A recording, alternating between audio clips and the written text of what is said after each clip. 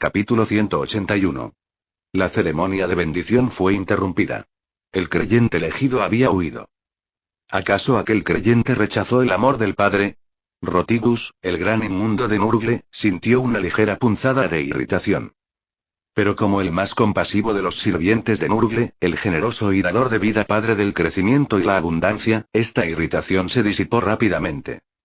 Rotigus no culpó al creyente que se retiró a mitad de camino, provocando que la ceremonia se detuviera. A pesar de haber gastado una cantidad considerable de valiosos virus de la plaga, solo sentía arrepentimiento. El creyente había perdido la oportunidad de recibir el amor que merecía. ¿Qué pudo haber salido mal? Rotigus tenía curiosidad. Pensó en descender sobre el creyente en persona, cantando elegías y blandiendo su bastón, para otorgarle personalmente una compasión infinita. Seguramente un acto así ganaría el corazón del creyente. Con este pensamiento, Rotigus, con su boca abierta y llena de gusanos retorciéndose en una sonrisa grotesca pero benévola, murmuró: «Debo hacerlo. Aunque requerirá más poder, el amor debe darse libremente para ser verdaderamente correspondido, ¿no es así?». A medida que sus emociones aumentaban, fisuras parecidas a dientes se abrieron a través de su forma pútrida, expulsando semillas de raíces de plantas podridas. La repulsiva y retorcida vegetación se extendió en olas, nutrida por la tormenta cargada de pestilencia que siempre estaba presente a su alrededor. Bajo esta tormenta de plaga, las plantas retorcidas se hincharon grotescamente y florecieron hasta alcanzar una abundancia antinatural. Rotigus levantó su bastón hinchado, intensificando la tormenta mientras un vórtice giratorio se formaba en el espacio frente a él. Arrastrando su cuerpo hinchado y parecido a una montaña hacia adelante, se preparó para entrar en el vórtice y descender sobre el planeta del creyente. Justo cuando estaba a punto de entrar, Rotigus se detuvo abruptamente. Una ola de alegría indescriptible lo invadió. Alabado sea el abuelo. Rotigus había recibido una citación del propio Nurgle. El padre de la plaga había percibido un nuevo cambio en la galaxia y estaba llamando a sus grandes inmundos para crear y propagar una gran nueva plaga. Esta fue una oportunidad rara y gloriosa.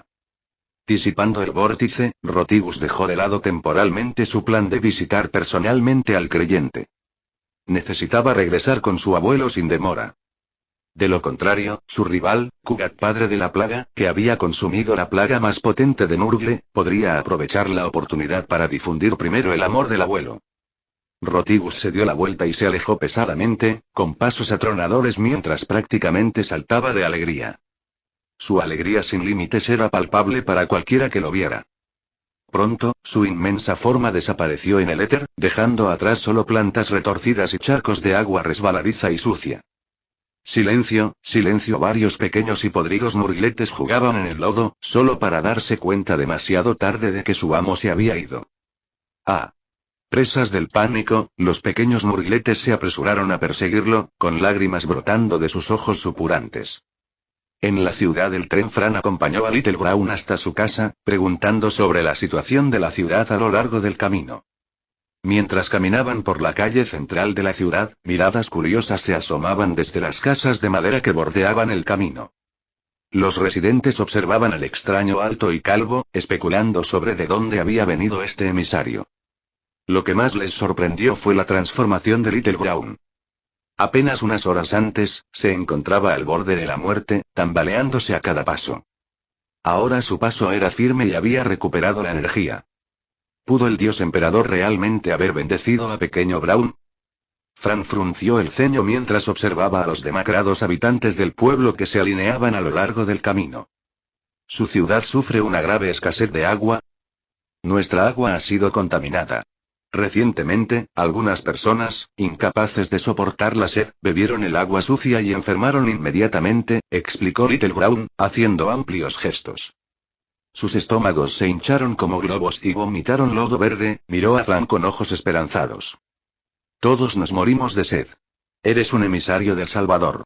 Debes ser poderoso. ¿Puedes ayudarnos a encontrar agua limpia? Fran respondió a la súplica del niño. Si lo que necesitas es agua, no hay problema. Decidió rescatar a los habitantes del pueblo y difundir la fe del Salvador antes de que llegara el próximo tren Titán. Como santo misionero, su deber era seguir el código de redención, encarnando el altruismo y la valentía al salvar a aquellos considerados dignos. El pequeño Brown vitoreó y corrió hacia su casa gritando: «¡Tenemos agua! ¡Tenemos agua!». Los residentes desesperados escucharon sus gritos y sus ojos se iluminaron con esperanza. Un hombre mayor detuvo a Little Brown y le preguntó con urgencia: «Hijo, ¿es cierto?». El pequeño Brown sonreía de orgullo. «Es verdad. El Dios Emperador respondió a mis oraciones y envió al emisario del Salvador». Señaló a Fran y declaró: «El santo nos ayudará a encontrar agua limpia. Alabado sea el Dios Emperador. Ha ocurrido un milagro». El anciano sonrió y su fe se renovó. Después de todo, ver a Little Brown vivo y sano ya era un milagro. La noticia se extendió y una multitud cada vez mayor siguió a Fran y Little Brown. No se atrevieron a molestar al santo y lo siguieron como si estuvieran en peregrinación. Cuando Fran llegó a la casa de Little Brown, se había reunido un mar de habitantes del pueblo demacrados y deshidratados. Fran se giró para mirarlos y encontró sus miradas esperanzadas y desesperadas. Les aseguró que el Salvador lo había enviado para salvarlos de su sufrimiento y que encontraría una fuente de agua para la ciudad. La multitud estalló en vítores y se arrodilló para ofrecer su reverencia tanto al Salvador como a su santo. Después de despedir a la multitud, Fran entró en la casa de Little Brown para ver cómo estaban sus hermanos menores. Afortunadamente, su deshidratación fue leve y no puso en peligro su vida. Esa tarde, Fran reunió a los trabajadores de reparación de la ciudad y esbozó los esquemas de la maquinaria para recolectar agua. El diseño fue para un pequeño colector de agua atmosférico, capaz de extraer humedad del aire y filtrarla. Gracias a los avances realizados por STC y Kaul, el dispositivo fue relativamente sencillo de construir. Solo requirió habilidades mecánicas básicas y piezas fácilmente disponibles. Los obreros se pusieron manos a la obra ensamblando e instalando en los tejados los dispositivos alimentados por pilas de combustible. Los colectores funcionaban principalmente durante la noche y el agua fluía a los tanques de almacenamiento al amanecer. Los residentes esperaban con impaciencia, permaneciendo despiertos toda la noche junto a los tanques. Cuando llegó la mañana, los dispositivos liberaron una sorprendente cantidad de agua limpia, suficiente para aliviar su sed, aunque todavía no para beber libremente. La ciudad estalló de alegría. Con la crisis del agua resuelta, podrían sobrevivir. Durante las siguientes semanas, Fran y los trabajadores repararon la estatua del dios emperador y comenzaron los sermones diarios. Los habitantes del pueblo se reunieron en la capilla recién construida para orar y escuchar las historias de Fran sobre el Salvador misericordioso que liberó a los mundos del sufrimiento. Fran profetizó: «En 8 años, el Salvador descenderá sobre este mundo, expulsando a los tiranos y trayendo prosperidad a todos». Además de difundir la fe, Fran también trataba a los enfermos y abrió una escuela nocturna, enseñando conocimientos prácticos sobre agricultura y maquinaria. En la sombría galaxia, el conocimiento, especialmente el conocimiento estable y libre del caos, era un regalo invaluable. La generosidad de Fran solidificó la fe de los habitantes del pueblo en el Salvador venidero. Este método de trabajo misionero, ideado por Ron, fue muy eficaz. Los santos, formados ampliamente en diversos campos, podían transformar incluso los mundos feudales en sociedades industrializadas. Bajo la guía de Fran, el pueblo prosperó. La sonrisa volvió a los rostros de la gente, que esperaba con ansias la llegada del Salvador. Sonó un silbido lejano. Después de casi 2 meses, llegó otro tren Titán. Los reparadores, como de costumbre, se encargaron del mantenimiento y servicio del tren guardando el secreto de la ciudad. También tenían otra tarea: contrabandear a Fran a bordo del tren hacia la capital Colmena.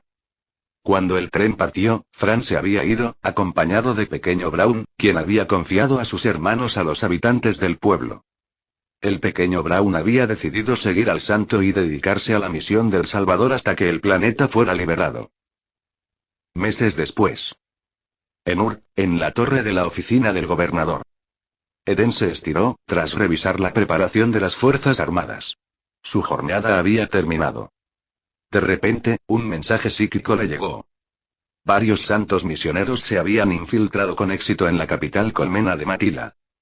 Eden cerró los ojos y su conciencia se fusionó con la red de la colmena. Es hora de visitar Matila.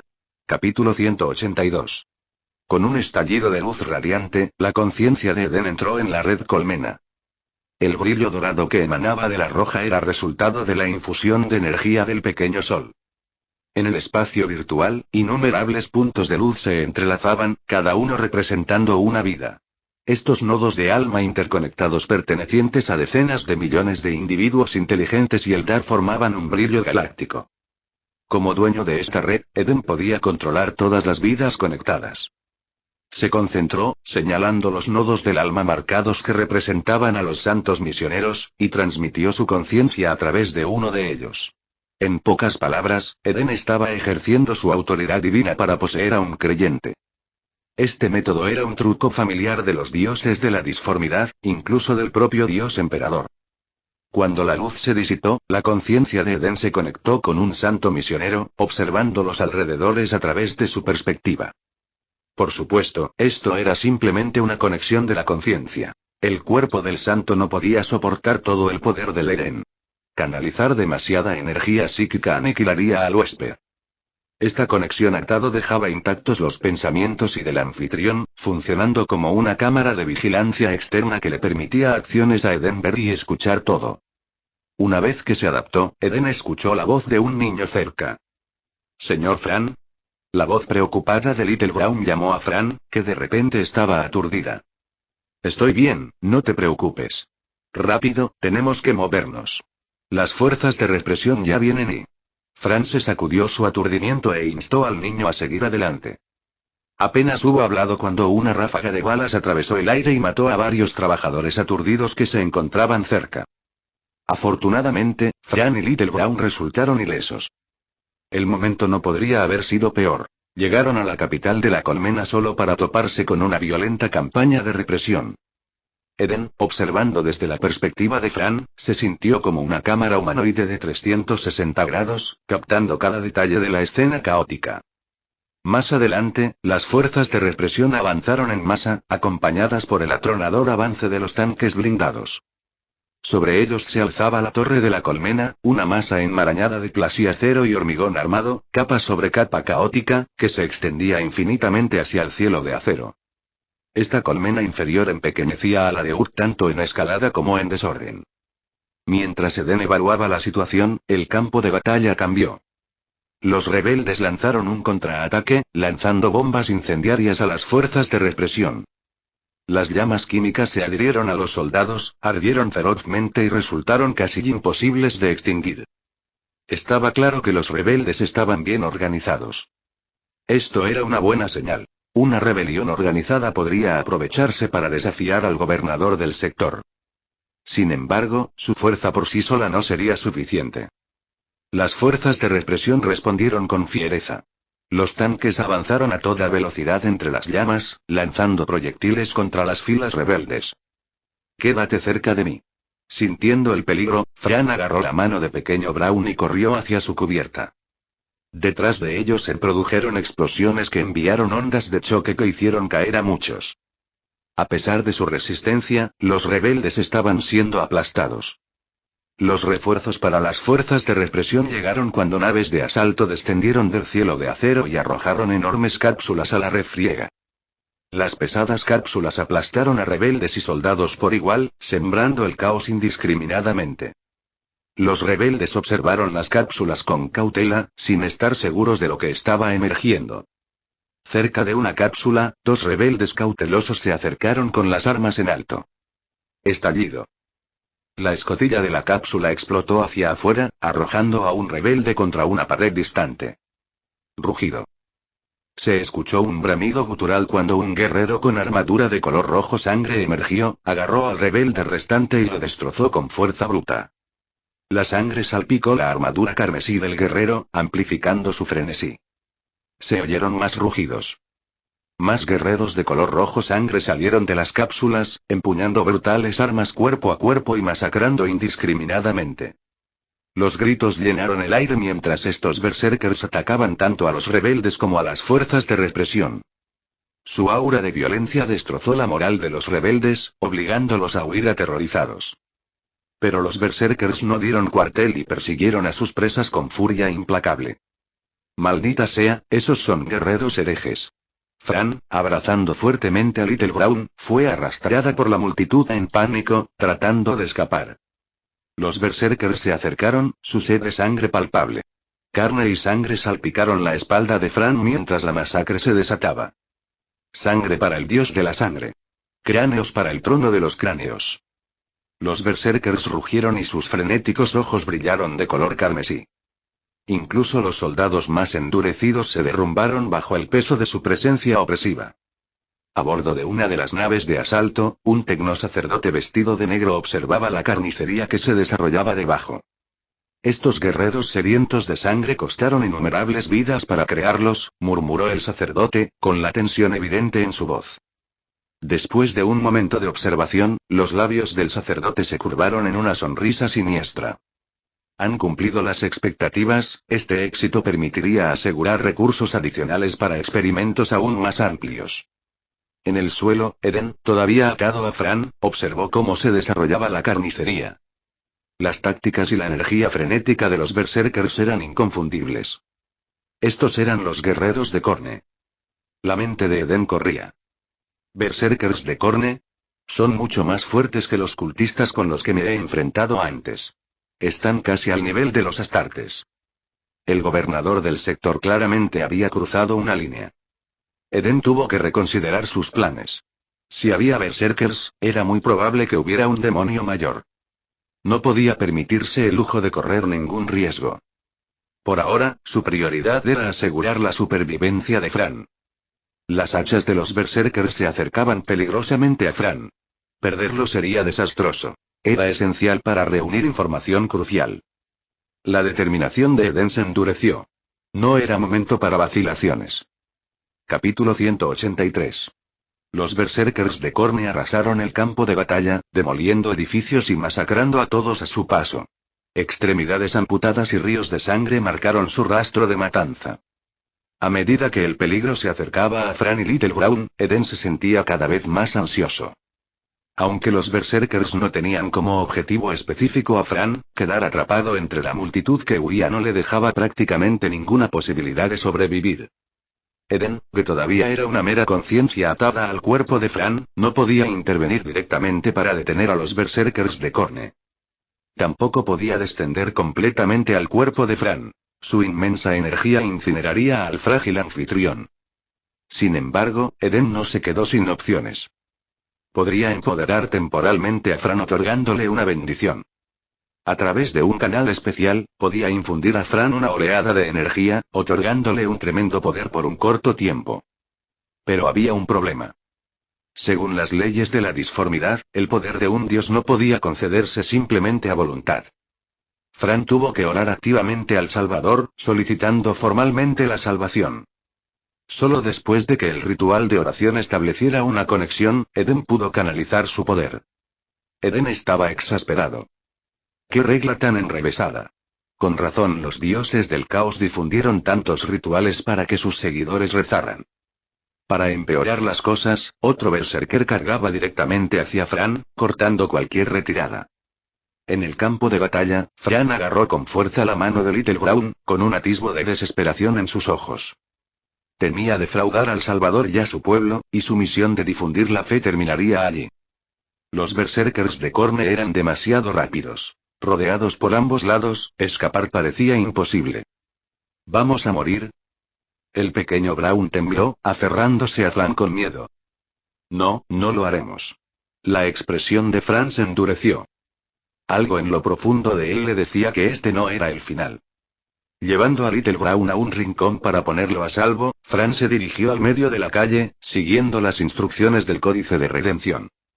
Ante un mal insuperable, los creyentes más devotos pueden implorar al Salvador su liberación. El Salvador les otorgará un gran poder para expulsar a los malvados. Fran se mantuvo erguido en la calle, cerrando los ojos y alzando la voz en ferviente oración. Incluso cuando los berserkers se acercaban, él no se inmutó ni se escondió. Los rebeldes que huían lo vieron y pensaron que había perdido la cabeza, apresurándose a distanciarse. Gran Salvador, tu devoto siervo está rodeado de maldad y la voz de Fran era firme. Él creía en su fe, creía que era el más devoto de todos. El Salvador no lo abandonaría. Incluso mientras un berserker se cernía sobre él, continuó orando sin dudarlo. Señor Fran. El pequeño Braun gritó de terror, cubriéndose los ojos, incapaz de mirar. Eren, observando todo a través de los ojos de Fran, estaba igual de tenso. Solo podía esperar que el ritual de oración terminara pronto. En su interior se quejaba. ¿Por qué demonios rezarías en plena calle? ¿Intentas convertirte en un blanco fácil? Solo busca un lugar para cubrirte, termina la oración y luego dispárales. Resolvió simplificar el ritual a su regreso, acortando la oración para evitar retrasos tan peligrosos. Que descienda el poder del Salvador. Cuando el berserker levantó su hacha cadena para atacar, Fran completó la oración. La finalización del ritual abrió un nuevo canal de conexión, y Eden lo sintió inmediatamente. Esta era la primera vez que ejercía esta autoridad divina y rápidamente descubrió el costo. Canalizar el poder a través de una distancia tan vasta consumía una inmensa cantidad de energía de fe, con pérdidas significativas en el proceso. Se trataba esencialmente de una función de pago para ganar de nivel ultra premium. Eden miró las opciones, cada una representando un nivel de poder. 500.000, 1 millón, 3 millones, 5 millones, 10 millones. No se atrevió a mirar más allá. Estaba en la ruina. Con aproximadamente 10 millones de energía de fe restantes, Eden optó por el nivel de 3 millones. Esta cantidad podría haber fortalecido a 3 personas, pero Fran lo necesitaba todo. Una oleada de energía divina fluyó a través del canal, descendiendo sobre la ubicación de Fran. Auge. Una columna de luz dorada y cegadora golpeó a Fran y su resplandor fue abrumador. La onda expansiva dorada dispersó polvo y escombros, obligando al berserker frente a Fran a tambalearse hacia atrás. Todos en el campo de batalla se quedaron paralizados, sus ojos atraídos por el espectáculo milagroso. Este fue el regalo del Salvador. Las lágrimas de Fran cayeron mientras miraba hacia arriba, disfrutando de la energía. Más que la nueva fuerza, lo conmovió el reconocimiento del Salvador. Verdaderamente era el más devoto de los creyentes. Este efecto es demasiado llamativo, murmuró Eden mientras observaba la escena. Parece que la mitad de la energía se destinó a lo visual en lugar de a la potencia. ¡Qué desperdicio! Fran flotaba a varios metros del suelo mientras la luz formaba una imagen angelical a su alrededor. Alas doradas y un halo brillante. Pronto la energía se asentó y Fran descendió. Sus músculos se hincharon ligeramente y sus ojos crepitaron con electricidad dorada que recorrió su cuerpo como un aura radiante. Hereje. Muere. Fran rugió cuando un berserker cargó contra él. Fran esquivó con agilidad y desató un rayo psíquico dorado que impactó en el pecho del berserker. Chocar. El berserker fue arrojado contra una pared de metal. Fran extendió sus manos, intensificando el rayo psíquico. Aruk. El berserker aulló de agonía, atrapado contra la pared mientras la energía dorada quemaba su carne hasta dejarla negra. Con un último ataque, el berserker se desplomó, sin vida. Fran se giró para enfrentarse a otro berserker y luchó ferozmente, derrotándolo finalmente también. Eden notó que después de derrotar a los dos berserkers, la fuerza de Fran comenzó a disminuir. El poder que había otorgado no duraría mucho más. Docenas de berserkers más rugieron y cargaron hacia él. Al darse cuenta de sus limitaciones, Fran cambió su estrategia. Usó su energía restante para repeler a los berserkers que bloqueaban su escape, asegurando la seguridad de aquellos que huían. Correr. Con sus fuerzas desvaneciéndose, Fran agarró a Pequeño Marrón y corrió hacia los túneles subterráneos de la colmena. Guiados por la intuición psíquica, encontraron una entrada y desaparecieron en la oscuridad justo cuando Fran usaba su última chispa de energía para defenderse de los berserkers que los perseguían. La conciencia de Eden se apartó de Fran y se desplazó para observar a los otros santos misioneros. No estaba demasiado preocupado por la seguridad de Fran en los túneles. Después de todo, navegar en espacios reducidos era prácticamente algo natural para los Aeldari. Una vez que cesó la matanza, los berserkers fueron recuperados y las fuerzas de represión volvieron a limpiar el campo de batalla. Pero esta vez algo era diferente. Los soldados no podían sacudirse el recuerdo del acontecimiento milagroso que acababan de presenciar. Mientras tanto, los sobrevivientes que lograron escapar llevaron la historia de la intervención del Salvador, difundiéndola por la colmena inferior y más allá. Esta historia plantó una semilla de esperanza en los corazones de la gente. Capítulo 184. Eden había pasado varios meses en Matirá en su forma de conciencia atada. Para entonces, ya había adquirido una comprensión completa del terrible estado del planeta. Como capital del sector, Matirá estaba bajo el gobierno férreo del gobernador del sector, el tirano Arries. La gente de aquí soportó un sufrimiento inimaginable, incluidos los nobles. Nadie estaba a salvo. El régimen de terror del tirano podría caer sobre cualquiera sin previo aviso. Los métodos de Arries se habían vuelto cada vez más brutales. Con el planeta al límite, surgieron cada vez más levantamientos desafiantes, solo para ser reprimidos con mayor dureza. Incluso con el apoyo clandestino de algunos nobles, la resistencia carecía de la fuerza para desafiar al tirano. Muchos creían que Arries se había vuelto loco y que el planeta eventualmente colapsaría bajo su gobierno. Una profecía que predecía que Arries moriría en su trono circuló ampliamente por todo el planeta. Aunque todos deseaban su desaparición, nadie tenía el poder de hacerla realidad. La resistencia se limitó a unos pocos individuos valientes, mientras que la mayoría estaba paralizada por el miedo. Sus espíritus habían sido quebrantados hacía tiempo por el reinado opresivo de Arries, robándoles el coraje para contraatacar. Eden entendió esto. Sin intervención externa, el pueblo de Matirá no tenía ninguna posibilidad contra un tirano empoderado por el dios del caos Corne. Decidió ofrecerles esperanza. Un faro que los liberara del miedo. El papel de Fran se volvió crucial. Como un santo misionero que había recibido la bendición del Salvador y había derrotado a los formidables berserkers del tirano, Fran podía servir como símbolo de desafío. La historia de la victoria de Fran necesitaba difundirse. La gente necesitaba entender que el tirano no era invencible y que incluso los guerreros de Corne podían ser derrotados. El Salvador y sus santos podrían triunfar sobre el tirano y sus berserkers. Eden creía que esta esperanza uniría al pueblo y lo inspiraría a levantarse. Al regresar a Ur, Eden recopiló la información que había reunido y la envió a los ministerios del Interior, Guerra y la Eclesiarquía. Juntos, elaboraron un plan de infiltración dirigido a todos los niveles de la sociedad de Matirá. Una vez finalizado, Eden distribuyó el plan a casi 800 santos estacionados en Matirá. Su misión era infiltrarse en cada estrato de la sociedad, reunir información sobre las defensas del planeta y difundir la historia del Salvador y Santa Fran. También se les encomendó la tarea de unir a todos los aliados potenciales bajo una nueva profecía. En 8 años, el Salvador descenderá sobre este mundo, matando al tirano en su trono y salvando a todos. Además, Eden emitió una directiva secundaria. La resistencia debe ejercer moderación, evitar pérdidas innecesarias y conservar su fuerza. Aquellos lo suficientemente valientes para desafiar al tirano tendrían que esperar hasta la llegada del Salvador para lanzar un levantamiento coordinado. Silenciosamente, los santos comenzaron a integrarse en la sociedad de Matirá. Su presencia pasó desapercibida. Bajo la corte real de Matirá, una tormenta mucho más siniestra se estaba gestando en un laboratorio secreto. Miles de candidatos experimentales se reunieron en una enorme arena dentro del laboratorio.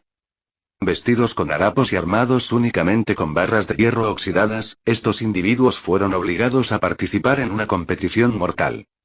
Las reglas eran simples. Luchar y matar hasta que solo quedaran 100 cuando el enorme temporizador mecánico en lo alto hiciera la cuenta regresiva. El incumplimiento dará lugar a una ejecución colectiva.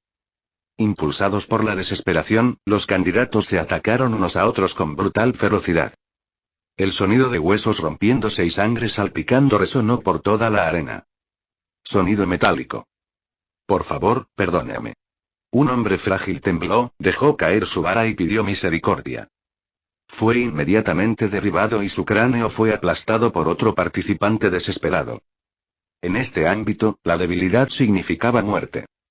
Los instintos primarios de los concursantes tomaron el control y la misericordia pasó a ser un concepto olvidado. Solo aquellos que sobrevivieran se someterían a las agotadoras cirugías de aumento infundidas por el caos. Sobre la arena, un tecnosacerdote vestido de negro observaba la carnicería con sádica satisfacción. Los gritos y rugidos de los candidatos parecían música para sus oídos. Elogió a su asistente. Estos candidatos son excepcionales. Usen esto como referencia para futuras selecciones. ¿Sumo sacerdote y sí? El asistente dudó, pero la mirada amenazante del tecnosacerdote lo silenció. Tragándose sus palabras, el asistente asintió en señal de acuerdo. Después de que el tecnosacerdote se fue, el asistente comenzó a sudar frío. El nuevo estándar planteaba un desafío enorme. Encontrar candidatos de este calibre sería casi imposible. El no cumplir con ese estándar sin duda resultaría en su ejecución. Su expresión se oscureció mientras ideaba un plan. Extendiéndose hacia las fuerzas de defensa planetaria, fabricó una nueva directiva del sumo sacerdote. Ahora las fuerzas de defensa debían suministrar grupos de soldados de élite al laboratorio para el programa Berserker de sangre. Cualquier retraso o resistencia daría lugar a una ejecución pública. Aterrorizado, el comandante de la fuerza de defensa aceptó sin cuestionar. Desafiar la supuesta voluntad del tirano era impensable. La mera vacilación podía conducir a la muerte. El tecnosacerdote descendió a través de un ascensor a una cámara subterránea oculta. Frente a él yacía un enorme charco de sangre, en cuyo extremo más alejado se alzaba un imponente altar construido enteramente con cráneos. Los cadáveres de la arena de arriba fueron introducidos al charco de sangre por la maquinaria, y sus restos alimentaron los horripilantes rituales de abajo. El tecnosacerdote miraba el altar con devoción fanática. Esta fue su verdadera obra maestra. Una vez reunida suficiente energía letal, el altar se activaría, invocando a uno de los demonios más poderosos de Korne. Este planeta sería purificado a sangre y fuego. Caminando por un sendero hecho de huesos, el tecnosacerdote se arrodilló ante el imponente altar de calaveras y comenzó su oración. Recitó los nombres antiguos y prohibidos de un demonio aterrador de un tomo herético. En el reino de Korne, en medio de un páramo de roca fundida y ríos de sangre, una colosal fortaleza de bronce se erguía desafiante. Este era el corazón del oscuro dominio de Korne. Los muros de la fortaleza brillaban con sangre fresca, mientras agujas dentadas perforaban las nubes oscuras que brotaban de las forjas infernales. Las llamas ardían en calderos de hierro bajo horripilantes ganchos, iluminando las desoladas llanuras. Dentro de uno de los palacios de la fortaleza, el aire estaba cargado con los angustiosos lamentos de los demonios. Una figura monstruosa destrozó a un demonio que gritaba y su sangre hirviendo salpicó la habitación. Los otros guerreros demoníacos bajaron la cabeza, demasiado aterrorizados para reaccionar. Su amo, Kavanda, el supremo devorador de almas y perdición de los ángeles, estaba furioso una vez más. Capítulo 185. Boom. Boom. Boom. Se oyeron pesados pasos cuando el devorador de almas de Korne, Kavanda, emergió de las sombras. Era un demonio enorme, con alas anchas y destrozadas y cuernos gruesos y retorcidos. Su piel carmesí lucía intrincadas runas y cicatrices de innumerables batallas. En ese instante, el fuego infernal que quemó su cuerpo, la sangre recién derramada sobre él, y sus ojos brillaron con una luz fría y despiadada. Como el primero de la hueste de sangre de Korne, Kavanda exudaba una sed insaciable de derramamiento de sangre y matanza. Esos malditos ángeles sangrientos, eventualmente los masacraré a todos. El rugido gutural y aterrador de Kavanda resonó por todo el palacio. Estaba de mal humor. Durante milenios, sus campañas habían fracasado repetidamente. Había sufrido numerosas derrotas y expulsiones a manos de Sanguinius, el primarca de los ángeles sangrientos. La humillación de estos fracasos lo carcomía. Estos reveses incluso habían debilitado su posición dentro de la primera hueste de sangre de Korne. Temía haberse convertido en el hazmerreír de sus iguales. Odiaba a Sanguinius y a su progenie con pasión. Ahora, Kavanda anhelaba una gran masacre para saciar su sed de sangre. Sin embargo, habían pasado años desde su última invocación. Lo habrían olvidado. ¿O acaso los adoradores habían comenzado a invocar a otros demonios de Korne? Esta era una tendencia preocupante, incluso para un devorador de almas supremo, uno de los campeones más aterradores de Korne. Si se le negaban las oportunidades de sembrar la masacre por la galaxia, se debilitaría, arriesgándose a ser reemplazado por otros demonios ambiciosos. Kavanda percibía las miradas codiciosas de otros grandes demonios. Apenas podían contener el impulso de desafiarlo. Aunque no temía ningún desafío y confiaba en que podía destrozar a cualquiera lo suficientemente tonto como para intentarlo, incluso el acto de ser desafiado por demonios menores era suficiente para avergonzar a Korne y sus compañeros. Kavanda esperaba su momento. Necesitaba una oportunidad para desatar una masacre sin precedentes en toda la galaxia. De repente, Kavanda sintió la invocación de uno de sus adoradores. Una sonrisa sedienta de sangre se dibujó en su rostro. La invocación se originó desde un sector estelar marginal. En circunstancias normales, Kavanda habría ignorado semejante llamado de una región menor. Pero su sed de sangre había sido reprimida durante demasiado tiempo. Necesitaba una masacre para calmar su furia. Una vez reunida la energía de la sangre, se manifestaría en el reino material y aniquilaría todo el sector. El gran Kavanda iniciaría una cruzada sangrienta, masacrando mundo tras mundo. ¿Amontonaría sus huesos para atraer a los ángeles sangrientos a sus garras? Varios meses después, en Urd, la nueva ciudad Mechanicum de Urd se construyó a las afueras de sus ciudades colmena. Se había convertido en un centro sagrado para el culto Mechanicus y era responsable de casi toda la investigación tecnológica del planeta, especialmente del desarrollo de armas. Los institutos de la ciudad se centraban en la creación de prototipos de armas. Una vez probados y aprobados, estos diseños se entregaban a las fábricas subordinadas para su producción en masa. En líneas de producción automatizadas, estas armas se fabricaban y equipaban rápidamente a los ejércitos. Sin embargo, si bien esto era suficiente para las armas estándar, el equipo de vanguardia requería la experiencia práctica de los archimagos. Estas armas avanzadas a menudo incorporaban elementos esotéricos como bendiciones rúnicas y espíritus de máquina, aspectos que una línea de producción no podía replicar. Eden llegó a bordo de una nave de asalto, que aterrizó en la plataforma de aterrizaje de un enorme edificio mecánico con forma de calavera de cientos de metros de altura. Este era el taller del Mechanicus negro de Kaul. Cuando Eden desembarcó, un servo cráneo ennegrecido, el servidor personalizado de Kaul, flotó hacia adelante para saludarlo. Una voz alegre emanó del dispositivo. Salvador, estoy en medio de un experimento crucial y no pude venir personalmente a darte la bienvenida, y el tono de voz de Kaul, sin embargo, delataba un matiz de culpa. Eden podía oír el tintineo del metal y el siseo de la compresión del gas a través del comunicador.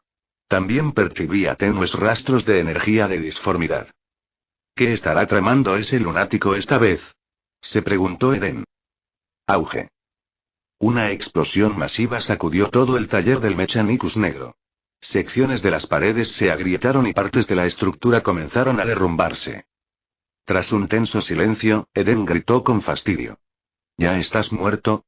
Si no, ven aquí. La voz de Kaul surgió después de una breve pausa.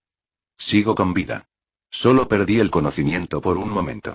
Por suerte, los protocolos de emergencia me reanimaron. Kaul, cubierto de hollín, salió corriendo a encontrarse con Eden y lo condujo al salón del taller. Eden se sentó cómodamente en un sofá limpio, una de sus peticiones personalizadas para el taller. Detestaba tener discusiones en zonas sucias y manchadas de aceite.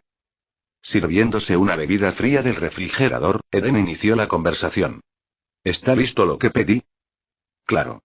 Nada es demasiado difícil para el gran Kaul. Kaul sacó varias granadas verde oscuro de su almacén y las colocó sobre la mesa. Estas granadas especiales eran más grandes que las estándar. Meses antes, Eden había encargado a Kaul la creación de armas diseñadas específicamente para contrarrestar a los guerreros de Korne. Las granadas de Kaul contenían sedantes y agentes alquímicos de alta potencia capaces de inducir alucinaciones tranquilizadoras. Estos efectos podían suprimir la sed de sangre de los guerreros de Korne, debilitando su eficacia en combate. Este es solo el primer prototipo. Lo perfeccionaré aún más después de las pruebas para asegurar su satisfacción, declaró Kaul con seguridad. Eden asintió en señal de aprobación, satisfecho con el progreso de Kaul. La inminente campaña parecía favorable. Con casi 1000 astartes y armas diseñadas específicamente para contrarrestar las fuerzas de Korne, podrían incluso derrotar a Arris el tirano si éste se aliaba plenamente con Korne. Sin embargo, una persistente inquietud carcomía a Eden. ¿Y si Arris invocaba a un gran demonio de Korne? Un gran demonio del caos de primer nivel podría rivalizar incluso con un primarca y convocar enormes ejércitos de demonios para devastar sectores enteros. Si uno apareciera en el sector Goliath, las fuerzas actuales de Urt serían completamente incapaces de repelerlo. Eden suspiró profundamente, bebiendo un sorbo de su bebida. Al percibir la preocupación de Eden, Kaul habló con entusiasmo. ¿Tienes dificultades? Si se trata de un problema técnico, el genio Kaul puede solucionarlo todo, siempre que haya fondos suficientes. Eden levantó una ceja y preguntó vacilante. ¿Es posible crear un arma capaz de enfrentarse a un gran demonio del caos? Kaul se quedó paralizado, con una expresión inusualmente seria. Su actitud cambió como si un secreto hubiera sido revelado. ¿Cómo supiste que estaba trabajando en un arma así? Kaul se movía nervioso, escaneando la habitación con sus dispositivos. Se supone que ese proyecto está protegido de la supervisión de la Inquisición. Ni siquiera Webby tiene datos al respecto. Kaul pretendía mantener su investigación en secreto hasta que pudiera revelarla con una demostración espectacular. Planeaba probar el arma contra un gran demonio del caos y convertirse en una leyenda dentro del Mechanicus. Ahora, su gran proyecto había sido expuesto prematuramente. Desanimado, Kaul admitió. La investigación aún está en sus inicios. Pero juro por mi ingenio que el proceso es completamente seguro. Eden sintió que le venía un dolor de cabeza. ¿Realmente te has embarcado en otro proyecto loco, no? Capítulo 186. Eden miró a Kaul y no pudo evitar maravillarse de su audacia. Este tipo realmente tenía un don para causar disturbios. Ni siquiera se habían enfrentado oficialmente a las fuerzas centrales del caos, y Kaul ya estaba planeando formas de enfrentarse a un gran demonio del caos. Si el poder y los recursos de Kaul alcanzan su máximo potencial, Eden difícilmente podría imaginar qué tipo de caos podría desatar a este hombre. Afortunadamente, la experimentación imprudente de Kaul había dado con un avance a vez, resolviendo convenientemente uno de los problemas más urgentes de Eden. Levantándose del sofá, Eden se acercó a Kaul. Kaul, asumiendo que el Salvador estaba a punto de reprenderlo, rápidamente se puso firme con una incómoda mezcla de desafío y miedo. Lo admito, esta investigación conlleva ciertos riesgos, pero es por el futuro de Urt. Balbuceó Kaul. Bien dicho. Urt necesita talentos como tú. Eden le dio una palmada en el hombro, elogiándolo con fuerza. El elogio inesperado dejó a Kaul atónito, incluso un poco conmovido. ¿Cuándo fue la última vez que el Salvador lo elogió? Mientras tanto, ese cabrón de Moss recibía constantemente elogios y una avalancha de recursos. Su torre del Mechanicus era varias veces más alta que la de Kaul. La disparidad dejó a Kaul furioso, lo que lo obligó a buscar recursos para financiar sus proyectos secretos. En los grandes planos de Kaul, el arma diseñada para contrarrestar a los grandes demonios del caos debía ser su como en la manga. Imaginó una revelación dramática. Intervenir para aniquilar a un gran demonio en una crisis y disfrutar de la gloria, consagrado para siempre como una leyenda. Pero ahora, su secreto había sido expuesto prematuramente. Eden, sin embargo, parecía inusualmente entusiasta. Tomando la mano de Kaul, preguntó con genuina curiosidad sobre el progreso del arma. Maestro del Mechanicus Negro, ¿cómo va el proyecto? ¿Tiene alguna dificultad? No dude en decirlo. La corte del rey le brindará todo el apoyo. Gracias a la explicación de Kaul, Eden adquirió una comprensión general del proyecto. Los detalles estaban más allá de sus posibilidades, pero el concepto general estaba claro. Bombas sagradas de ceniza de hueso impulsadas por un núcleo de energía comprimida. Kaul había descubierto que ciertas reliquias conservaban rastros de energía psíquica capaces de quemar irreversiblemente las almas de las entidades de la disformidad. Contra los demonios más débiles, las reliquias podrían causar un destierro instantáneo. Al combinar esta energía con un núcleo de energía comprimido, el poder del arma podría amplificarse para dañar a objetivos aún más fuertes, desterrando potencialmente a los grandes demonios del caos. Eden demostró esta idea. Parecía plausible. Normalmente, los demonios no podían ser eliminados directamente. Sus formas físicas podrían ser destruidas o desterradas a la disformidad mediante rituales. Sin embargo, ciertas armas y energías psíquicas podrían dañar el alma de un demonio. Por ejemplo, los caballeros grises, la élite de cazadores de demonios de la Inquisición, poseían tales habilidades. Su pureza psíquica era una pesadilla para las entidades del caos, y los demonios aún más débiles se desintegraban en su presencia para evitar una agonía prolongada. El propio emperador representaba la contraofensiva definitiva contra el caos. Su espada dorada podía aniquilar permanentemente a los demonios, incluyendo a los grandes demonios, mientras que la luz dorada del Astronomicon podía reducir a cenizas incluso a las entidades del caos más poderosas. Los dioses del caos temían tanto al emperador que no se atrevían a pronunciar su nombre, refiriéndose a él solo como el maldito o el innombrable. Si Kaul pudiera replicar incluso una fracción de este poder, su arma podría desterrar incluso a los demonios más fuertes. Desafortunadamente, Kaul enfrentó dos desafíos importantes. En primer lugar, la energía psíquica de las reliquias era insuficiente para dañar a un gran demonio del caos. En segundo lugar, activar las reliquias requería una fuente de energía vasta y estable, y los intentos de Kaul de extraer energía warp habían demostrado ser peligrosamente inestables, y a menudo provocaban explosiones. ¿Has considerado comprimir la energía del pequeño sol?, sugirió Eden. El pequeño sol, la fuente de energía central del Eden, era una fuente de energía potente y versátil. Kaul, al ser parte del círculo íntimo de Eden, estaba al tanto de su existencia, pero no de todas sus capacidades. Kaul negó con la cabeza. Sus propiedades son demasiado suaves. Sirve para catalizar o estabilizar otras energías, pero necesito algo intenso pero estable. Feroz pero estable, y pensó Eden. Podría existir tal fuente, pero obtenerla no sería tarea fácil. Antes de que Eden pudiera dar más detalles, Kaul miró la hora y de repente pareció avergonzado. Disculpe, pero necesito volver al laboratorio. La energía de disformidad que he estado comprimiendo requiere atención, o podría hacer estallar el taller. Tengo unos 3 minutos. Venga, pues, suspiró Eden, despidiéndolo con un gesto. Pero si explota, no me hago cargo de las reparaciones. Kaul salió disparado de la habitación. Momentos después, el rugido de su vehículo resonó al irse a toda velocidad. Eden bebió su bebida con calma, ya planeando trasladar a Kaul a la luna después de la campaña. Que sembrara el caos allí en lugar de perturbar la paz en Urt. Una explosión sorda sacudió el edificio, confirmando las sospechas de Eden. Kaul probablemente había liberado la energía inestable justo a tiempo. Kaul regresó pronto, inyectándose agentes curativos como para resaltar su dedicación. Crisis resuelta. Podemos continuar, declaró con orgullo. Dejando de lado la teatralidad, Eden reanudó la discusión de soluciones a los desafíos del proyecto. 2 meses después, en la disformidad, el sol dorado, que representaba al emperador, flotaba en el vacío, irradiando ondas de poder psíquico que repelían a todas las entidades del caos. De repente, un conducto mecánico se extendió hacia los bordes exteriores del sol. La presencia psíquica del emperador envió una pregunta, que Eden comprendió instantáneamente. Señor emperador, ¿tiene usted una energía tan abundante, me presta un poco? Transmitió Eden por medios psíquicos, explicando detalladamente su solicitud. Sorprendentemente, el emperador consintió, transmitiendo incluso un leve sentido de aprobación. Eden le transmitió la buena noticia a Kaul, quien activó el dispositivo de extracción reforzado. La máquina extrajo cuidadosamente la energía del emperador, estabilizándola mezclándola con el poder del pequeño sol.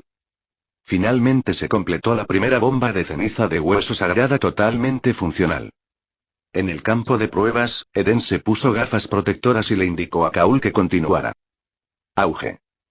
Un estallido radiante de energía dorada destruyó a la entidad Warp capturada, reduciendo su cuerpo y alma a cenizas.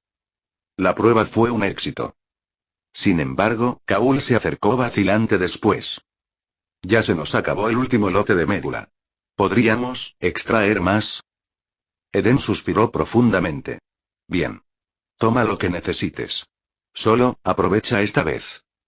Cuando Urt entró en preparativos de guerra a gran escala, Eden decidió hacer de esta arma su carta del triunfo. La victoria era la única opción. Capítulo 187. Una suave brisa se movía a través de las cortinas transparentes del balcón. Eden corrió la cortina y salió al balcón, donde fue recibido por una exuberante vista verde. El proyecto de reverdecimiento urbano de la ciudad colmena estaba llegando a su finalización. La cobertura vegetal del área de King's Court había alcanzado aproximadamente el 50%, y cerca de Spire Estate, estaba más cerca del 90%. El área ahora parecía un jardín verde, rebosante de vida y vitalidad. Mientras respiraba el aire fresco, Eden observaba las coloridas mariposas revoloteando entre las flores y escuchaba el melodioso canto de los pájaros. Sin embargo, esta escena idílica se vio empañada por un toque de discordia. La aguda mirada de Eden captó el alboroto distante de las tropas en movilización. Las máquinas de guerra avanzaban, haciendo que la ciudad colmena que se alzaba sobre ellas rebosara de actividad. Enormes centinelas, tanques blindados, artillería autopropulsada y lanzadores de misiles se dirigían hacia el ascensor espacial. Los acompañaban vástagos de Tempestus completamente armados, vestidos con su característica servoarmadura gris plateada, que exudaban una presencia intimidante. Eden también pudo detectar transportes Thunderout transportando Astartes hacia el ascensor espacial. Este fue probablemente el último uso importante del ascensor espacial actual. Después de esta guerra, el ascensor se reutilizaría como un enlace exclusivo con Spire Estate, y se construirían ascensores más grandes en toda la ciudad colmena para manejar demandas de transporte aún mayores. Tras más de una década de desarrollo planetario, ha llegado el momento de poner a prueba nuestra fuerza en la guerra. Esperemos que los resultados sean favorables, murmuró Eden.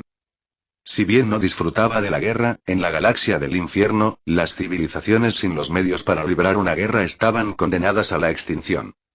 Incluso si uno elige la paz y el crecimiento sostenido, la guerra podría llegar inesperadamente, amenazando con borrar del mapa una civilización entera. Después de ver la escena, Eden regresó a su dormitorio. Le esperaba una reunión importante.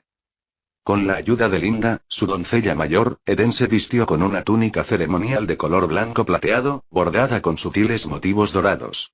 El atuendo irradiaba nobleza y una leve sensación de autoridad divina.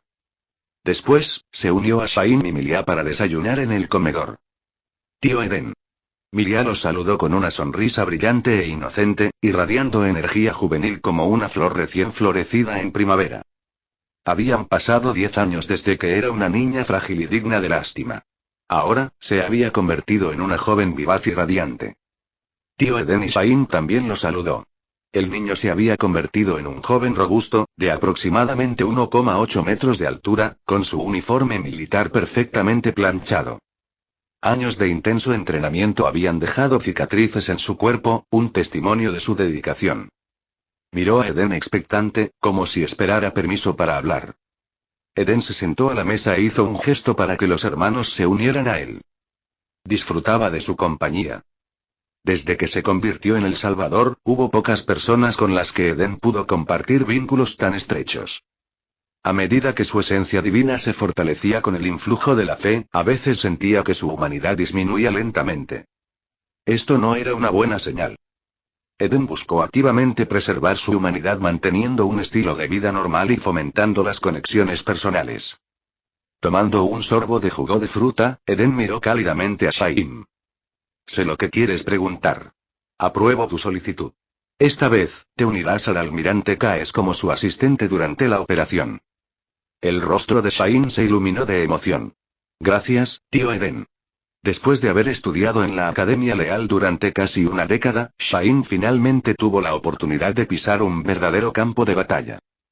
Como ayudante del almirante Caes, comandante de la flota de la Marina, estaba seguro de aprender mucho.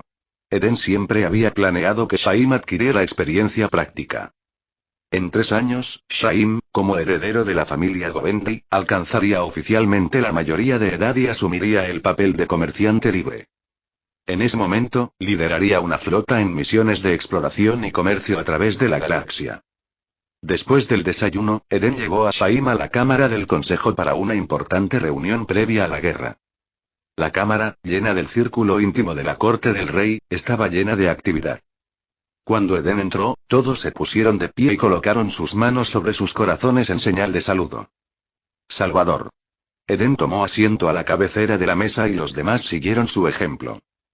Su mirada recorrió la antigua mesa de granito, donde estaban sentados los funcionarios, divididos entre los que se ocupaban de los asuntos civiles y los que gestionaban las operaciones militares. A su izquierda estaban los jefes de los departamentos civiles, encabezados por Vallev, el ministro del Interior. Junto a él estaban el obispo Doni de la religión estatal, Kaulimos del Adeptus Mechanicus, Deville de la Inquisición, Baruch de la Academia Leal y Popov de Logística. Deville había cambiado significativamente, ahora vestía una servoarmadura gris blanquecina revestida con las túnicas carmesí de la Inquisición. Su físico se había vuelto más grande e imponente tras someterse con éxito a las mejoras de los guerreros del trueno. A la derecha de Eden estaban los líderes militares, encabezados por el comandante de la Guardia del Trueno Carter. Junto a él estaban el maestro del capítulo de los Ángeles del Vacío, Duque, la maestra del capítulo de los Ángeles de la Guerra, Rue, el almirante de flota Caes, el comandante del cuerpo de tormenta Arie y el comerciante libre Shaim. Arie también había experimentado una transformación notable. Tras recibir bendiciones, su físico era casi tan robusto como el de un Astartes. Sus ojos cibernéticos carmesí y su brazo mecánico con garra le daban un parecido con una figura legendaria del Imperio. La reunión comenzó y Eden escuchó informes detallados de los distintos jefes de departamento. Después, la atención se centró en las fuerzas reunidas para la próxima campaña. Fuerzas de alto nivel. Guardia del Trueno. 100 tropas Ángeles del Vacío. 300 Astartes Ángeles de la Guerra. 600 Astartes Hermanas de Batalla. 2000 fuerzas de élite. Escuadrones de la Armada con casi 2000 aviones, incluidos cazas, bombarderos y buques de transporte. Cuerpo de asalto, compuesto por 3 ejércitos de élite equipados con tanques, centinelas, artillería y drones avanzados. El cuerpo de asalto, liderado por Arye, había experimentado una reestructuración significativa. Cada uno de sus 10 ejércitos contaba ahora con 5 millones de soldados, y los 3 primeros constituían el núcleo de élite. Estas fuerzas se organizaron en unidades de combate de nivel de brigada, cada una equipada para una guerra moderna e integrada. Al final de la reunión, se habían delegado tareas y los preparativos estaban en marcha. Eden, rodeado por la Guardia del Trueno, se dirigió al puerto espacial, donde lo esperaba el Dreamweaver completamente mejorado. Este antiguo acorazado de la Edad de Oro, que ahora se asemejaba a un palacio dorado, había sufrido numerosas modificaciones. Su enorme casco, de casi 10 kilómetros de largo, eclipsaba a la mayoría de los acorazados imperiales. Los compartimentos de tropas ampliados de la nave podían albergar ejércitos enteros, mientras que su potencia de fuego era casi incomparable en la galaxia. Mientras los tanques, los centinelas y otros equipos inundaban las bahías de tropas como hormigas, Eden abordó el Dreamweaver y se dirigió a sus aposentos privados. Recostado en su sofá con una bebida fría, activó la red Colmena para enviar un mensaje a Santa Fran. Activa la baliza de navegación psíquica. Es hora de partir. Con el Dreamweaver completamente cargado, la enorme nave cerró sus bahías y abandonó lentamente el puerto espacial, brillando bajo la luz del sol. La primera campaña había comenzado. Capítulo 188. El Dreamweaver se deslizó fuera del puerto espacial, deslizándose hacia adelante lentamente. En el puente de mando de la nave, el almirante Caes se encontraba frente a la consola de control, esperando en silenciosa anticipación. Esperaba la señal de la baliza de navegación. Bip, una luz parpadeó en el mapa estelar y el indicador de señal se volvió verde. Esto significaba que los receptores de comunicaciones del barco habían captado la señal transmitida desde lejos. Un operador informó. Comandante, la baliza de navegación está activa. Una leve sonrisa apareció en el rostro de Caes cuando dio la orden. Enciendan los motores. Prepárense para el viaje Warp. Con la orden dada, la tripulación activó el motor Warp. En respuesta, el espacio delante del Dreamweaver se onduló levemente. En cuestión de segundos, las ondas se intensificaron. Un vórtice de energía púrpura rojiza irrumpió en el reino material, arremolinándose y expandiéndose rápidamente. Un portal de disformidad giratorio y masivo se materializó, crepitando con relámpagos púrpuras alrededor de sus bordes. Se formó el pasaje. Dentro del barco se oían señales de advertencia. Los miembros de la tripulación y los soldados se apresuraron a través de los pasillos, asegurándose en el interior para prepararse para la turbulencia inicial del salto Warp.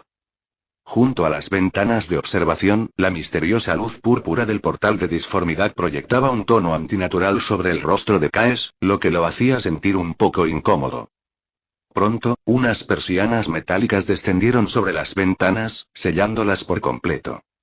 A lo largo de toda la nave se colocaron placas de blindaje similares, sellando puntos de observación y pasillos. Con la nave ahora completamente sellada, el generador de campo Geller se activó, rodeando al Dreamviewer con un débil campo protector similar a una burbuja. La colosal nave avanzó lentamente hacia el portal de disformidad circular. Cuando la proa de la nave atravesó el centro brillante del portal, el espacio se distorsionó bajo un estallido de luz brillante. En un instante, el tejedor de sueños y el portal desaparecieron, dejando atrás únicamente una onda que se disipaba lentamente. Dentro de la disformidad después de un shock inicial impactante, el Dreamviewer continuó su viaje a través de las corrientes turbulentas del Imaterium.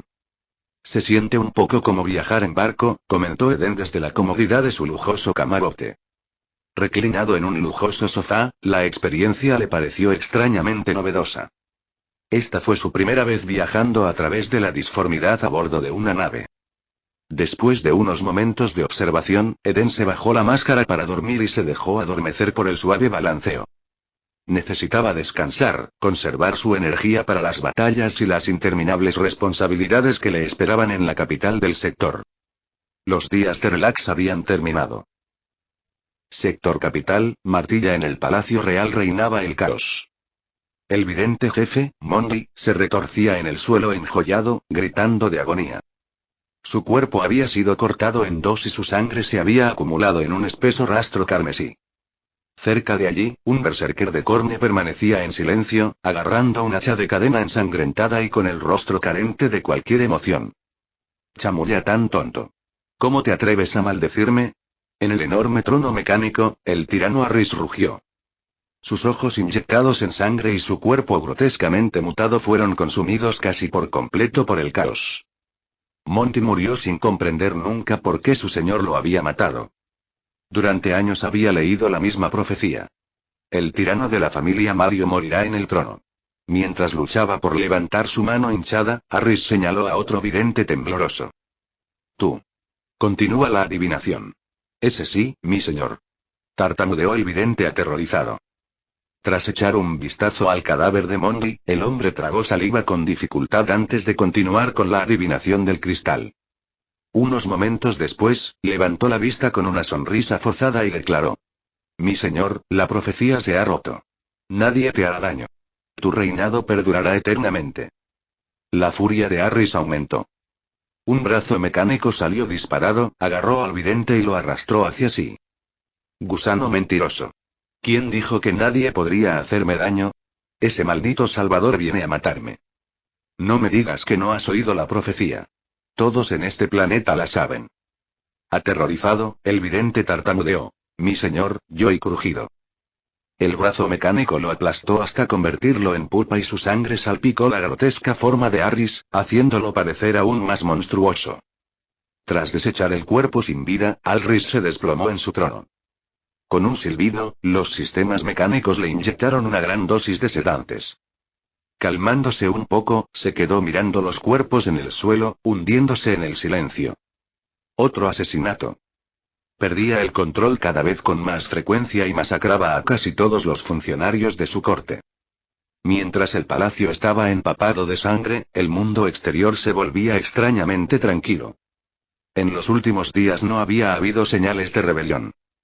Pero esta paz antinatural solo profundizó el miedo de Alris. Sabía que el enemigo estaba al acecho, esperando el momento perfecto para atacar. Aunque no podía identificar a los rebeldes, su presencia era palpable. Si todos fueran rebeldes potenciales, ¿debería matarlos a todos? Al final, Alris decidió esperar la llegada del Salvador profetizado. Aplastaría al Salvador de la manera más brutal posible, destruyendo cualquier esperanza que el pueblo tuviera. Escondite rebelde en una modesta casa, San Francisco terminó su obra y regresó al abarrotado dormitorio. Hacía más de un año que él y sus seguidores habían abandonado la guerra de guerrillas, haciéndose pasar por trabajadores mientras difundían la profecía del Salvador. En el día de la salvación, el Salvador descenderá, matará al tirano y liberará a este mundo sufriente. La profecía se había extendido por todo el planeta. Los rebeldes ahora se infiltraron en todos los niveles de la sociedad, incluido el ejército del tirano. En verdad, cualquiera que conociera la profecía era un rebelde en potencia. Fran se quitó la ropa de trabajo sucia y se puso sus ropas de santo. Tras recuperar el códice sagrado de la redención, comenzó a orar. Brown, uno de los líderes rebeldes, entró y preguntó con entusiasmo: «San Francisco, ¿ha llegado el día de la salvación? ¿Viene el Salvador?» Fran asintió. La baliza de navegación psíquica se había activado. El Salvador llegaría pronto. Brown se apresuró a difundir la noticia.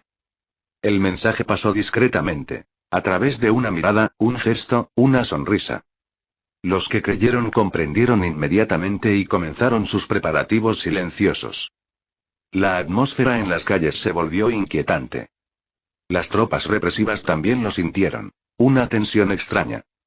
Un oficial agarró a un trabajador que no pudo evitar sonreír. «¿Por qué sonríes, escoria?» Reportando, señor, no estaba sonriendo. El oficial le aplastó los dientes al hombre con la culata de su rifle. Apuntando su arma hacia los trabajadores temblorosos, gritó: «¿Crees que el Salvador vendrá a salvarte? No salvará a nadie». Los trabajadores temblaron cuando el oficial ordenó a sus hombres que apuntaran sus armas. Entonces sucedió. Una leve distorsión espacial se extendió por el aire. Todos miraron hacia arriba instintivamente, aunque el oscuro cielo de acero de la subcolmena ocultaba cualquier vista de los cielos. El alboroto cesó. El oficial hizo una mueca de desprecio y se preparó para disparar. Pero entonces lo oyeron. Un himno resonante llenó el aire, emanando de cada emisor de sonido. Alabó al gran y misericordioso Salvador. Capítulo 189. Los soldados de la fuerza de represión intercambiaron miradas inciertas, claramente vacilantes. El Salvador ha llegado. Alguien gritó, y la declaración se extendió como un maremoto entre la multitud. Los rostros de los trabajadores se iluminaron de emoción. La llegada del Salvador disipó su miedo. Incluso el trabajador sin dientes ignoró el arma que le apuntaba. Una amplia sonrisa se extendió por su rostro mientras se arrodillaba para orar, con lágrimas corriendo por sus mejillas. Años de opresión bajo el brutal gobierno del tirano le habían robado a su familia, uno por uno. Pero ahora, el día de la salvación había llegado. El sufrimiento finalmente estaba a punto de terminar. El oficial que sostenía el arma tembló al darse cuenta de que las tácticas psicológicas del enemigo eran más poderosas de lo que había imaginado. Entonces se armó de valor. Si no mataba a esa gente, Alris no lo perdonaría a él ni a su familia. «Mátalos». El oficial apuntó al trabajador y presionó al gatillo. Zap. En cambio, el rayo láser tocó el suelo. Un dolor agudo le toca el pecho. Al girarse, vio a su ayudante de pie detrás de él con un cuchillo ensangrentado. Tú también eres un traidor», jadeó el oficial, con la voz llena de incredulidad, antes de desplomarse. La repentina traición surgió a la fuerza de represión. Todos los ojos ahora estaban fijos en el ayudante. El ayudante, todavía agarrando el cuchillo, gritó: «¿De verdad quieres seguir viviendo bajo el terror del tirano? ¿O te unirás al Salvador y te ayudarás a construir un mundo nuevo?» Los santos habían descrito este nuevo mundo al pueblo de Martilla. Una utopía más allá de la imaginación. No mencionen. Habían compartido historias de un mundo salvado por el Salvador. Bajo la mirada del ayudante y de los trabajadores, más soldados comenzaron a bajar sus armas. Ya no querían servir al tirano. Antes, no tenían elección. La desobediencia significaba la muerte. Ahora tenían una opción. «¿Qué estás haciendo?», un soldado gritó a los demás con la voz temblando de miedo. «Si desobedecemos las órdenes, Harris enviará a los guerreros sedientos de sangre y todos seremos masacrados». El terror del tirano había quebrantado completamente su voluntad. Otros se hicieron eco de su miedo, gritando su lealtad a Harris, dispuestos a hacer cualquier cosa para sobrevivir. «Matad a los traidores o Harris no nos perdonará». Cuando levantaron sus armas contra sus camaradas, estalló el caos. Se oyeron disparos. Momentos después, los cobardes que habían apuntado a sus camaradas yacían muertos. Un soldado, incapaz de reunir el coraje para luchar, dejó caer su arma y se acurrucó en un rincón, murmurando histéricamente: «Harris los matará a todos, nos matará a todos». Nadie le prestó atención. El pueblo se movilizó, se armó con todas las armas que pudo encontrar y lanzó contraataques contra las fuerzas del tirano, apuntando a posiciones defensivas clave. La colmena superior de Martilla, el Palacio Harris estaba sentado en su grotesco trono mecánico, sus ojos brillaban de color carmesí mientras escuchaba los ecos de los himnos y los disparos. Por fin, la serpiente reveló sus colmillos.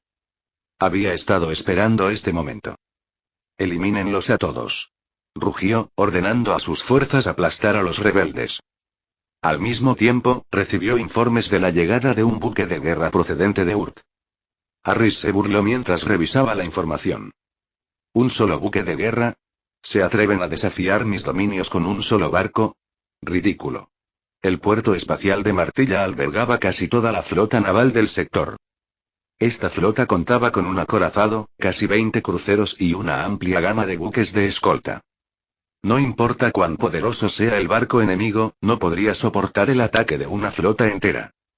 Harris dio una orden al almirante de la flota. Todas las unidades, ataquen y destruyan la nave Urt. Una vez que el barco enemigo fue destruido y los rebeldes aplastados, nadie volvería a interponerse en su camino. El espacio orbital de Martilla, el Dreamviewer, flotaba en el vacío, su casco dorado brillaba bajo la estrella del sistema. Eden estaba sentado en un sofá, perdido en sus pensamientos. No era su momento de subir al escenario. El barco estaba bajo el mando del almirante Caes, el líder más experimentado de la armada de Urt. Eden no estaba dispuesto a microgestionar como ciertos líderes infamemente arrogantes. Él conocía el plan de operación. Después de salir de la disformidad, el Dreamviewer había utilizado su proyector de himnos de banda ancha para transmitir himnos del Salvador a través de Martilla, señalando su llegada. Esta fue la señal para que los rebeldes atacaran las defensas planetarias. Sin embargo, los rebeldes no podían desactivar todas las defensas solos. Necesitaban la ayuda del Dreamviewer y sus cazas. Pero antes de eso, el Dreamviewer tuvo que lidiar con la flota del tirano y neutralizar la red de defensa orbital. Eden frunció el ceño. Las probabilidades no eran muy altas. ¿Podría la tejedora de sueños manejar esto? Auge. Un ligero temblor recorrió el barco. El fuego enemigo había comenzado. La batalla espacial estaba en marcha. Las corbetas enemigas avanzaron como un enjambre, bombardeando al Dreamviewer con descargas de potencia de fuego. Las explosiones iluminaron el vacío mientras los escudos de vacío de la nave absorbían el ataque. La flota enemiga llenaba la extensión estrellada, sus buques de guerra dispuestos en una formación intimidante, una ola de acero cayendo sobre el solitario Dreamviewer. El almirante enemigo observaba desde el puente de su acorazado, entrecerrando sus agudos ojos al mirar la embarcación dorada. Ese llamativo barco debe ser el que destruyó la flota fiscal de 3 cruceros. Impresionante, sí, pero no lo suficiente como para justificar tanta arrogancia. En su mente, el tejedor de sueños era una polilla volando hacia la llama. Lo aplastaría sin esfuerzo. El tejedor de sueños respondió. Rayos de luz dorados brotaron de sus baterías de lanzas, tejiendo una red radiante que barrió el campo de batalla. En cuestión de momentos, las corbetas de vanguardia fueron destruidas. El almirante se quedó paralizado, aturdido por la ferocidad del contraataque. Se sacudió rápidamente la sorpresa. Por muy potente que fuera, un barco no podría soportar el fuego concentrado de toda una flota. Todos los barcos, concentren el fuego. Rugió. Una tormenta de potencia de fuego envolvió al Dreamviewer, sus escudos de vacío parpadearon bajo el implacable asalto. Los escudos enemigos están fallando. Una sonrisa se dibujó en el rostro del almirante. La victoria era inevitable. Entonces, para su horror, los escudos del tejedor de sueños volvieron a la vida, más brillantes y más fuertes que antes. Imposible. Ninguna fortaleza podría sostener escudos tan estratificados. Mientras la flota enemiga se apresuraba a reagruparse, el Dreamviewer disparó su cañón principal. Un proyectil de plasma colosal atravesó el espacio, vaporizando naves a su paso. El buque insignia del almirante apenas evitó la destrucción, pero el impacto casi dejó sus escudos gravemente dañados. Antes de que pudiera recuperarse, sonaron las alarmas. Comandante, la estación de defensa orbital ha desaparecido. El almirante se volvió hacia la ventana con incredulidad. La enorme estación, corazón de la red de defensa planetaria, había quedado reducida a escombros a la deriva. El pánico se apoderó de él cuando el Dreamviewer comenzó a cargar nuevamente su cañón principal. Las piernas del almirante cedieron y su voz tembló. ¿Estamos condenados? Capítulo 190. Auge, una bala de plasma destruyó un crucero cuyos escudos estaban comprometidos. El enorme poder destructivo provocó escalofríos en los buques de guerra de la flota. Dentro del puente el almirante guardó silencio. La abrumadora fuerza del buque enemigo superó con creces sus expectativas. Docenas de simulaciones de batalla pasaron por su mente, pero ninguna le proporcionó una forma de vencer a la nave enemiga. Ni siquiera escapar era una opción. En su intento de destruir rápidamente el barco enemigo, la flota se había acercado demasiado. Ese cañón Nova podría atacar desde decenas de millas de kilómetros de distancia, posiblemente incluso más lejos. Sin la capacidad de entrar en la disformidad, no tenían ninguna posibilidad de retirarse a tiempo. Mientras la desesperación se apoderaba del almirante, llegó una transmisión inesperada del barco enemigo. El mensaje exigía que casi 20 buques capitales, incluidos acorazados, cumplieran sus instrucciones. De no hacerlo, supondría su completa aniquilación. Sin embargo, el mensaje incluía una condición que alivió algunos de sus temores. Mientras cooperaran, su seguridad personal estaría garantizada. Este mensaje fue enviado de forma privada, directamente a su canal personal. Nadie más a bordo de su barco conocía su contenido. El almirante estaba seguro de que los demás comandantes de los buques capitales de la flota habían recibido mensajes similares. Miró de reojo a los guardias de la corte del rey, apostados no muy lejos detrás de él en el puente. Sus ojos parpadearon con contemplación. ¿A bordo del Dreamviewer crees que estarán de acuerdo?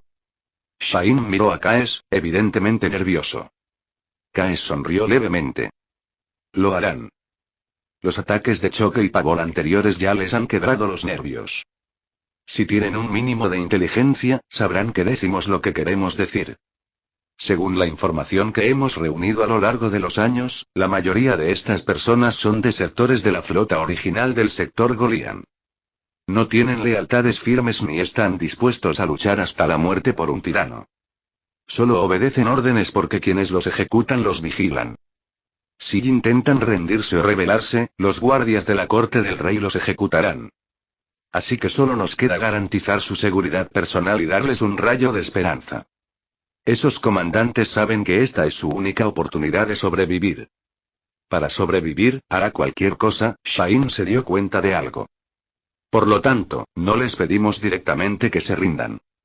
Si estuvieran bajo amenaza directa de los agentes, podrían luchar contra nosotros hasta la muerte.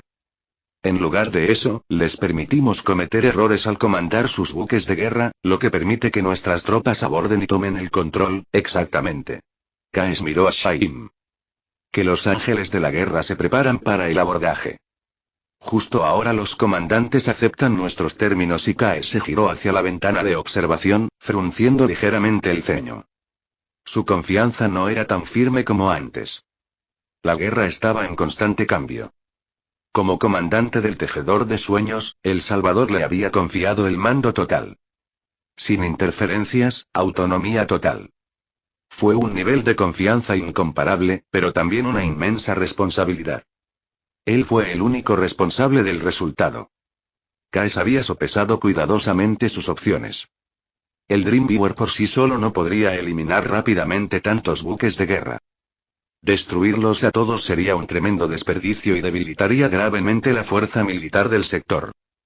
Para El Salvador, que pretendía liberar el sector, eso estaría lejos de ser ideal. Por ello, Kaes quería conservar el mayor número posible de buques de guerra. Además, la colmena principal de Matirá había sido fortificada durante miles de años, con formidables escudos de vacío y defensas antiaéreas. Al Dreamviewer solo le resultaría difícil abrirse paso rápidamente. Se necesitaban más buques de guerra para acelerar el asalto y garantizar que no se desperdiciara un tiempo valioso. Para lograrlo, Kaes tuvo que asumir riesgos. Si el plan fallaba y esos comandantes no cooperaban según lo acordado, los ángeles de guerra podrían perderse. Eso sería un golpe devastador. Pero él confiaba en su juicio. A través de la ventana gráfica, Caes pronto vio que la flota enemiga cambiaba de formación según las instrucciones.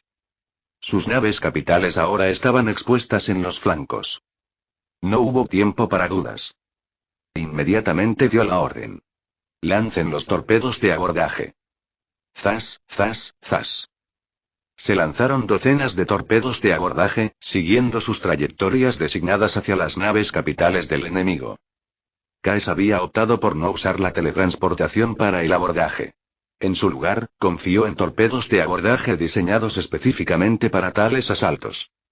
A diferencia de desplegar balizas de teletransportación y transmitir tropas en oleadas, los torpedos de abordaje podrían entregar a los ángeles de guerra más rápidamente. Su velocidad les permitió atravesar escudos de vacío. Sin embargo, eran vulnerables a la interceptación. Desafortunadamente, las naves capitales del enemigo no solo tenían ejecutores sino que también estaban equipadas con dispositivos de autodestrucción. Si no tomaban el control rápidamente, una vez que el tirano Aries se enterara de la situación, sin duda ordenaría su destrucción. Caes observaba ansiosamente el campo de batalla. Esos torpedos transportaban casi 200 War Angels. Si lograban penetrar con éxito la potencia de fuego del enemigo, la victoria estaría asegurada. Él oró en silencio. De repente, el rostro de Caes se iluminó de alegría. Los comandantes efectivamente habían ajustado su potencia de fuego, permitiendo que la mayoría de los torpedos de abordaje atravesaran la pantalla defensiva. Solo 2 fueron destruidos por disparos perdidos. El resto se elevó directamente hacia los puentes de las naves capitales enemigas. Lo logramos. Shaim, al ver lo mismo, apretó el puño en señal de triunfo. A bordo del puente de un acorazado el almirante esperaba nervioso. Siguiendo las órdenes del comandante enemigo, había ajustado el despliegue de la potencia de fuego de su barco. Pero durante algún tiempo no ocurrió nada. ¿Lo habían engañado? El miedo y la ansiedad crecieron dentro de él. Si perdiera esta oportunidad, dada la situación actual, perecería junto a este maldito buque de guerra. Eso era algo que no podía permitir en absoluto. Afortunadamente, llegaron buenas noticias. Los torpedos enemigos han traspasado el perímetro de potencia de fuego y se dirigen directamente al puente. Gritó el operador. ¿Qué? El almirante ocultó su alegría y reprimió la sonrisa que amenazaba con formarse en sus labios. Fingiendo urgencia, empujó al operador a un lado. Déjeme ver. Pero él solo se quedó mirando, sin hacer nada. Ganando tiempo. Su ayudante le instó ansiosamente. Señor, ordene a los cañones que los intercepten ahora. Tonto. Estoy salvando tu vida y tú me estás saboteando.